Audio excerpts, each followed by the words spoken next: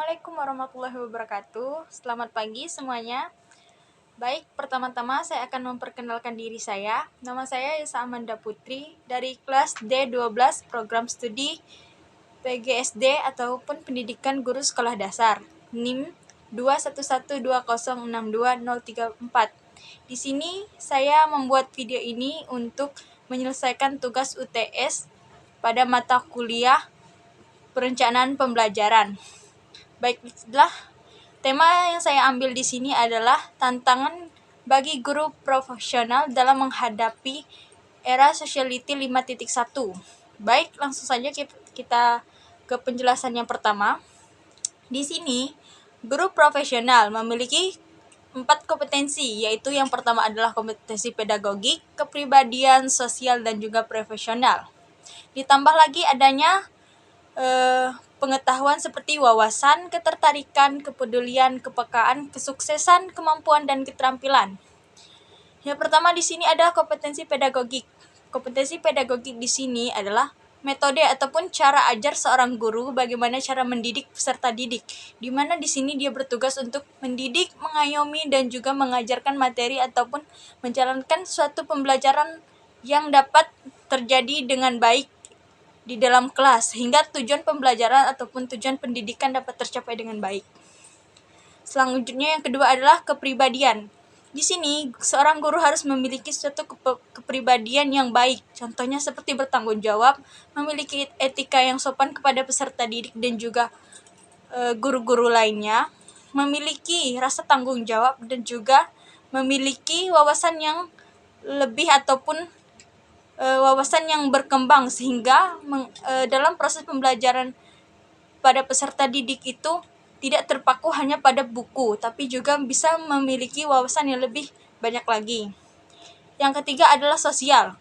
Nah, seorang guru di sini harus berinteraksi secara sosial dengan sesama guru ataupun dengan muridnya. Di sini interaksi sosial seorang guru itu harus bisa tertanam di dalam jati diri seorang guru agar dia bisa melakukan kegiatan pembelajaran dengan baik. Dan keempat adalah profesional. Di sini guru harus profesional dalam mengajarkan peserta didik. Misalnya contohnya salah satunya adalah dia tepat waktu, misalnya datang ke sekolah. Dia tepat waktu dalam menjalankan tugasnya. Misalnya masuk ke dalam kelas, misalnya masuk tuh jam 7. Berarti dia harus sudah berada di dalam kelas itu sebelum jam 7 agar kegiatan pembelajaran itu tidak tertunda, sehingga di jiwa bagi seorang guru itu tertanam sifat profesionalnya. Yang selanjutnya adalah wawasan. Seorang guru itu harus memiliki wawasan yang banyak, sehingga materi-materi yang diajarkan itu tidak hanya berpaku kepada ide, gagasan, atau topik itu saja, sehingga banyak wawasan yang bisa dimengerti oleh peserta didik, tidak menggunakan satu atau dua contoh, tapi menggunakan lebih banyak contoh-contoh lainnya ataupun bahan ajar yang lebih banyak. Selanjutnya adalah ketertarikan. Di sini seorang guru harus memiliki ketertarikan akan profesi yang telah dia jalankan, sehingga dari munculnya ketertarikan tersebut, maka seorang guru dapat profesional dalam menjalankan tugasnya sebagai pendidik.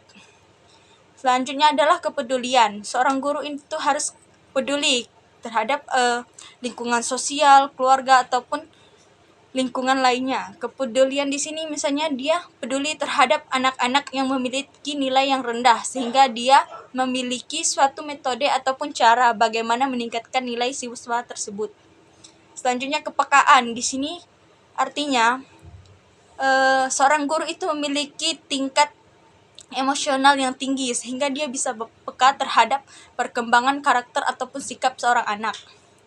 Kesukaan di sini adalah dia menyukai ataupun menyenangi suatu kegiatan yang dilakukan. Misalnya bagi seorang guru, dia harus menyenangi profesi yang dia miliki agar kegiatan pembelajaran itu dapat terjadi dengan baik. Selanjutnya kemampuan. Seorang guru profesional itu harus memiliki kemampuan, wawasan, dan juga pengetahuan yang lebih agar kegiatan pembelajaran itu dapat terjadi dengan baik. Dan yang terakhir adalah keterampilan. Keterampilan ini harus dimiliki oleh setiap guru, entah itu keterampilan dalam mengajar, fasih berbahasa, bisa berolahraga, bisa menari. Setidaknya seorang guru itu tidak berpatokan misalnya menjelaskan materi hanya di depan, tapi juga bisa menjelaskan materi lainnya yang tidak bersangkut pautan dengan pembelajaran yang misalnya menghitung ataupun hanya membaca.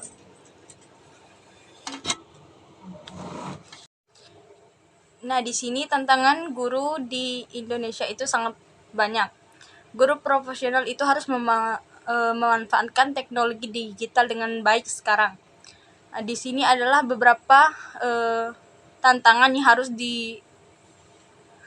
dilakukan ataupun diatasi oleh seorang guru. Yang pertama adalah mutu pendidikan di Indonesia masih jauh tertinggal.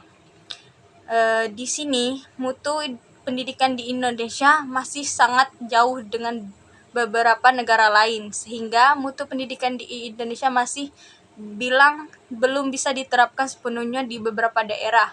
Masih adanya kendala jaringan ataupun masih kurangnya akses internet di beberapa kampung ataupun daerah pedalaman, sehingga tidak mudahnya seorang guru dalam mengajarkan dengan metode teknologi digital.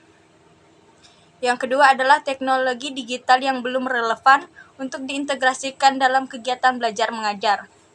Jadi di sini ada beberapa daerah pedalaman yang belum bisa menerapkan kegiatan pembelajaran yang sepenuhnya berpatokan kepada teknologi digital, di mana masih kurangnya akses internet ataupun handphone yang bisa digunakan oleh peserta didik untuk belajar.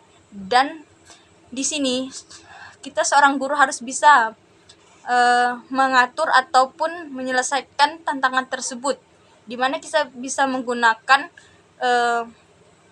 internet yang bisa kita aplikasikan menggunakan laptop, di mana di sini kita bisa menggunakan media ajar pembelajaran seperti PPT ataupun hal yang berbentuk seperti media pembelajaran seperti visual, audio ataupun audio visual.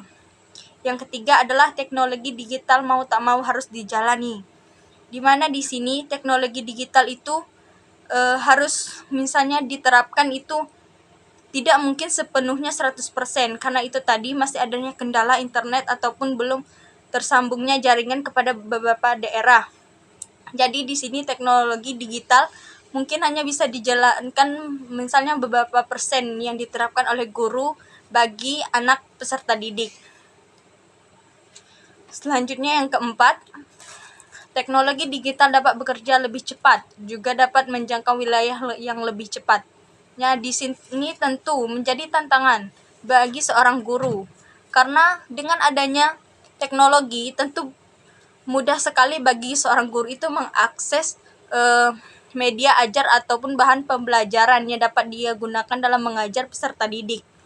Di sini karena kendalanya belum adanya metode ataupun internet yang memadai di beberapa desa, tentu ini menyulitkan bagi seorang guru, di mana mereka biasanya menggunakan metode media pembelajaran seperti PPT, jadi mereka harus menggunakan bahan ajar menggunakan buku yang mana lebih terjangkau bagi peserta didik. Yang kelima adalah banyak belajar, baik materi, jenis maupun bentuknya.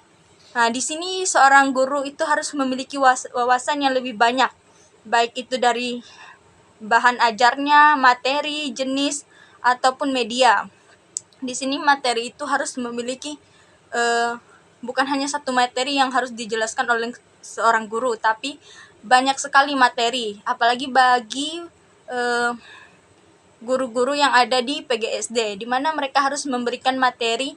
Semua mata pelajaran itu harus mereka kuasai agar bisa dimengerti oleh peserta didik. Terus jenis belajar itu ada yang di dalam kelas ataupun di luar kelas. Selanjutnya bentuk belajar, yaitu media yang kita gunakan itu seperti apa. Misalnya kita belajar di luar ruangan, berarti kita harus berpatokan pada alam, di mana di sini kita misalnya menjelaskan tentang suatu ekosistem kolam. Jadi di sini kita harus memanfaatkan ekosistem kolam itu dengan baik agar materi-materi ataupun pembelajaran yang kita sampaikan itu masuk ke dalam pemikiran anak-anak agar mereka tahu apa itu ekosistem dan juga apa-apa saja makhluk ataupun benda-benda yang terdapat di suatu ekosistem. Dan terakhir adalah yang keenam, menggunakan teknologi digital dalam bentuk online. Misalnya kegiatan sosial, ekonomi, politik, budaya, dan lainnya. Di sini seorang guru itu tidak hanya menggunakan metode pembelajaran itu hanya sebatas di dalam kelas, tapi dia juga bisa menggunakannya diterapkan di dalam kegiatan sosial, ekonomi, politik, budaya. Baik, sekian penjelasan dari saya. Lebih dan kurangnya saya minta maaf. Selamat pagi.